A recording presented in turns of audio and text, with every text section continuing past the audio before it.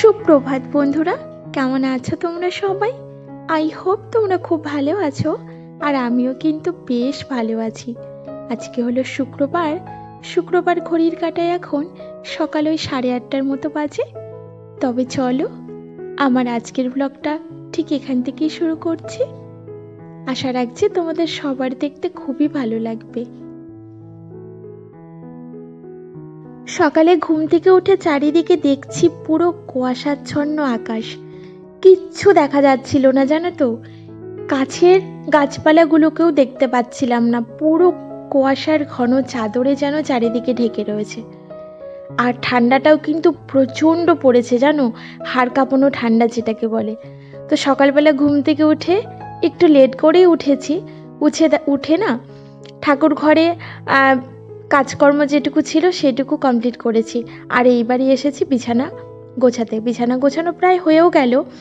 আজকে মনের মধ্যে একটু আনন্দ হচ্ছিল, জানো, কারণ কি আজকে আমার রান্নাবাড়ি নেই। দুপুরে যাব একটু মন্দিরে, সেখানেই প্রসাদ খাওয়া দাওয়া করব।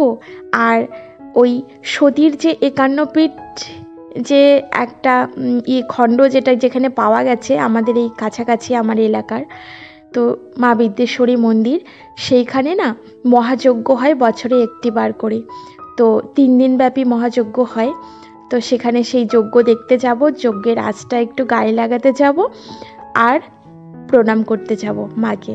আর তারপরে সেখানে প্রসাদ খাওয়া দাওয়া করব। তো সেই জন্য একটু দেরি করে ঘুম থেকে উঠে সব কাজকর্মগুলো কমপ্লিট করছি, ঘরের যেটুকু কাজকর্ম থাকে। তো চলো তাড়াতাড়ি করে কাজ করি। আর এইদিকে দেখো, গোলু আমার দিকে তাকিয়ে রয়েছে গল্প করার জন্য। ও গল্প বলে ব্যাস হয়ে গেছে। ঘরের লাইটটাও জ্বালেনি, জানো, পড়বে যে সেটাও আমি জ্বেলে দিলাম। তো গাছগুলোকে একটু জল দিচ্ছি। বেশ অনেকদিন পর জল দিতে হচ্ছে এখন, কারণ শীতকাল তো, খুব একটা জল দিলে গাছের গোড়া না পচে উঠবে, ভিজাই থাকছে মাটিটা। তো সেই জন্য ওই সপ্তাহে 2 দিন করে হালকা জল দিচ্ছি। তো অনেক দিন দেওয়া হয় না, তো ভাবলাম একটু দিয়ে দিই। তো চলো, এবারে আমি একটু গরম জল করেছি, গরম জলটা ফ্লাক্সের মধ্যে ভরে রেখে দিয়ে ওষুধটাকে খেয়ে নেব, তারপরে অন্য কাজকর্মগুলো কমপ্লিট করব।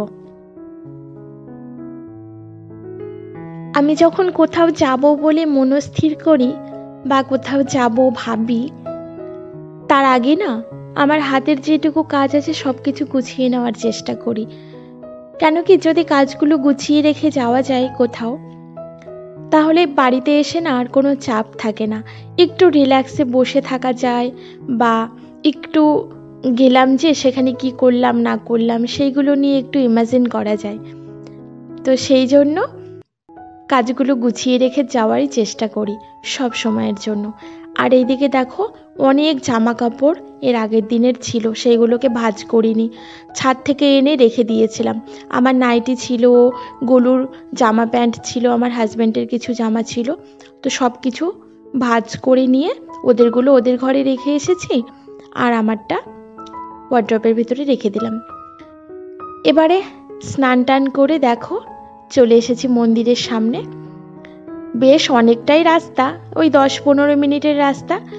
আর প্রচণ্ড যেহেতু ঠান্ডা না, পুরো চাদর মানে মুড়ি দিয়ে এসেছি, চাদরটা পরে খুলে রেখে দিলাম। আর এই দেখো টুপি হুডি সব কিছু পরেছি। আমরা এসছি, আর আমার একটা বান্ধবী, ওর ফ্যামিলি, মানে ওর বাচ্চা, ওর হাজব্যান্ড, এই 2জন মিলেই এসেছি। তো মন্দিরের সামনেটা তো দেখালাম তোমাদের, প্রচণ্ড পরিমাণে ভিড় ছিল। আর আমরা এখানে দাঁড়িয়ে রয়েছি, ভেতরে যাব, ভোগ কিনবো। প্রচণ্ড যেহেতু ভিড়, ভাবলাম ভিড়টা একটু কমে যাক, তারপরেই যাব। আর তারপরে দেখো মন্দিরের ভেতরে এসেছি। মন্দিরের ভেতরে কিন্তু মায়ের কোনো মূর্তি নেই। এই যে কাপড় দিয়ে ঢাকা দেখছো, এটাই কিন্তু মায়ের একটা অংশ। আর এই ঢাকা অংশটা না কখনো কমে না, কখনো বাড়েও না, যেমন তেমনটাই থাকে। যারা অনেক কাপড় চুপড় দেয়, ঢাকা পরে, তবুও বাড়ে না, আবার কমেও না। আর ভেতরে ঢোকার না আমি সুযোগ পেয়েছিলাম, তাই একদম কাছ থেকে মাকে প্রণাম করে নিলাম। আর এই দেখো যজ্ঞকুণ্ডলী, এখানেই যজ্ঞ হচ্ছিল। তারাপীঠ, তারপর মা কামাখ্যা, ওখান থেকে সব এসেছিল তান্ত্রিকেরা, তারাই যজ্ঞটা করছিল। যজ্ঞের আঁচটা গায়ে লাগালাম দোতলার ওপর থেকে, যজ্ঞটা দেখলাম। আর এই দেখো রাস্তায় বসে পড়েছি প্রসাদ খাওয়ার জন্য। এখানে যেহেতু মন্দিরের আশেপাশে বড় কোনো ফাঁকা জায়গা নেই, সেই জন্য রাস্তায় বসেই প্রসাদ খেতে হয়। আর এটা হলো নেক্সট দিন, মানে শনিবারের দুপুরবেলা আমি রান্না করব। এই দেখো বেগুন, আলু এইগুলো দিয়ে একটা টমেটো দিয়ে একটা গামাখা ঝোল। আর এই যে সর্ষের ফুল এনেছে, সর্ষের ফুলের বড়া করব। এখানে আদা কেটে রেখেছি মশলা করার জন্য, আর করব টমেটোর চাটনি।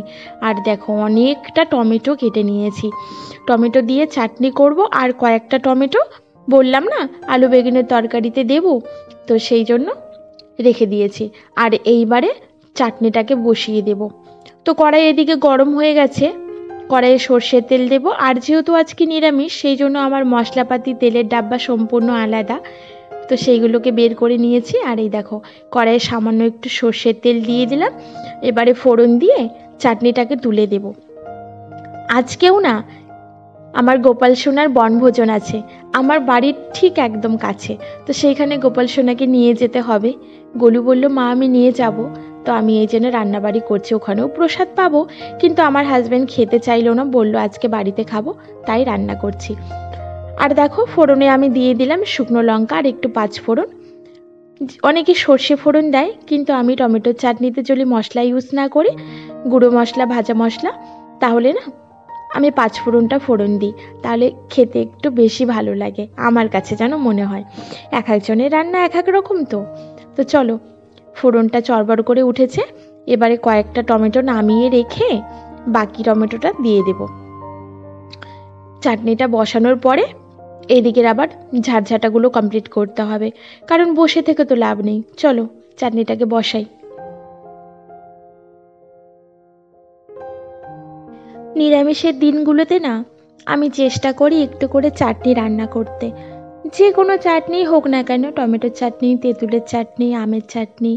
আর যেহেতু আম শুকনো করে রেখে দিই আমি ফ্রিজের ভেতরে, তো মাঝে মাঝে আমের চাটনিও করা হয়, কুলের চাটনি। তাহলে আমার বাড়িতে গোলু বেশ ভালো করে ভাতটা খেয়ে নেয়, আর আমার হাজব্যান্ডও। নইলে নিরামিষে বড্ড ঝামেলা, তোমাদের তো বলিই আমি যে নিরামিষের দিনে বড্ড ঝামেলা করে ওরা খাওয়া দাওয়া করতে। তো নুন হলুদটা দিয়ে দিলাম, চাটনিটাকে ঢাকা চাপা দেব। আর চাটনিটা না আমি চিনি গুড় কোনোটা দিয়েই করব না। এর আগের দিন যে মন্দিরে গেলাম, সেখানে যে ভোগ দিয়েছিলাম বাতাসা নকুলদানা, তো সেইগুলো রেখে দিয়েছি। ওইগুলো তো আর এমনি এমনি খাওয়া হয় না, হয় চায়ের সঙ্গে আর নইলে চাটনিতে বা পায়েসে খেয়ে ফেলি, যেদিন নিরামিষে থাকে আর কি সেই দিন।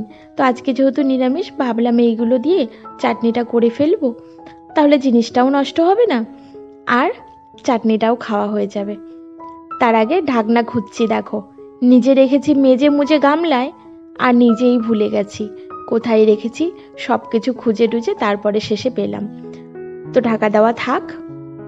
আর এইদিকে প্রসাদের মধ্যে অনেকগুলো ফুল রয়েছে, সেইগুলোকে একটু বাছাই করছি। ফুল শুদ্ধ তো আর দেওয়া যাবে না, তো বাছাই করার পরে দেখো চাটনির মধ্যে দিয়ে দিলাম। তবুও একটা ফুল রয়ে গেছে, এটাকে তুলে ফেলে দিতে হবে।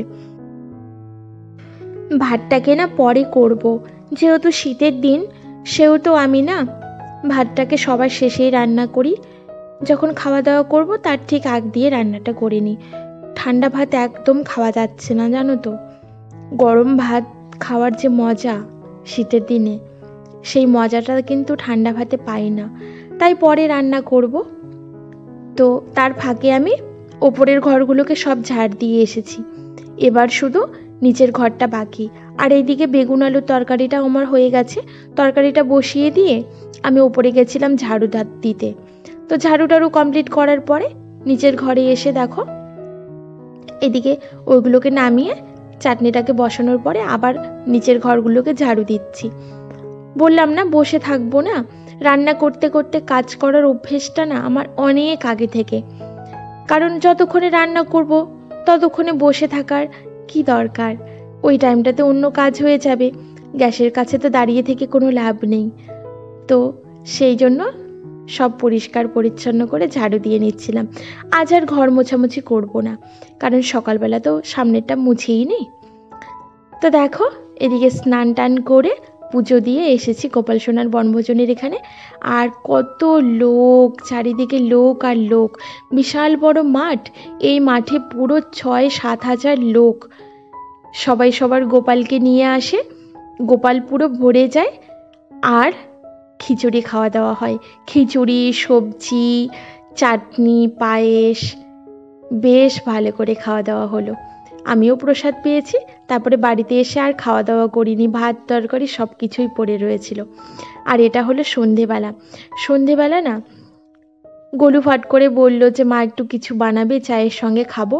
তো আমি দেখো আলু না সেদ্ধ করে আলুটাকে মেখে আলুর চপ বানাচ্ছি নিরামিষ করে। নিরামিষ একটু ভাজা মশলা দিয়েছি।